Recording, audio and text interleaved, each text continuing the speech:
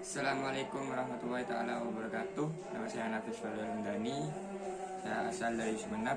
Dari sini akan menjawab tentang mengapa filsafat itu penting, dan yang kedua apa hubungan filsafat dengan hukum ekonomi syariah, dan yang ketiga berikan contoh konkret pentingnya filsafat ilmu dalam kehidupan sehari-hari. Yang pertama, mengapa filsafat itu penting? Manfaat dari belajar filsafat ilmu, kita bisa merasakan manfaatnya dan mendapatkannya beberapa keterampilan seperti bagaimana cara kita memikirkan suatu masalah serta memikirkan suatu masalah secara mendalam dan kritis, yaitu dengan membentuk argumen dalam bentuk lisan maupun tulisan secara sistematis dan kritis, mengkomunikasikan ide secara efektif dan mampu berpikir secara logis dalam menangani masalah-masalah kehidupan yang selalu tak terduga. Dengan kata berfilsafat, bisa melihat semua masalah dalam segala aspek, sehingga mengajarkan kita untuk berpikir kritis dan logis, tidak menerima pendapat orang lain begitu saja, terutama dalam masalah war.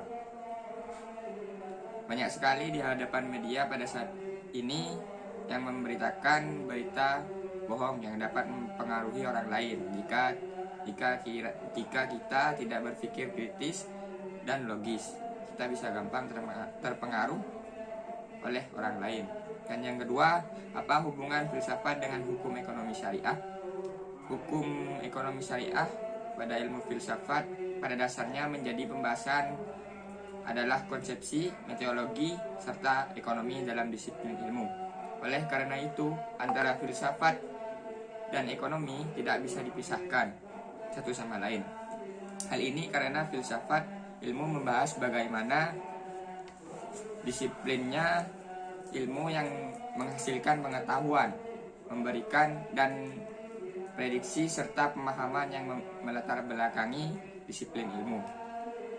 Sekalipun demikian, terdapat berbagai perbedaan yang sangat intensif dan terus berkembang dalam upaya mengkokoh filsafat ilmu dan ekonomi. Dari perspektif ilmu pengetahuan, khususnya dalam aspek metodologis, rasionalis, etika, dan aspek normatif yang terdapat dalam ilmu ekonomi. Dan yang ketiga, berikan contoh konkret pentingnya filsafat ilmu dalam kehidupan sehari-hari.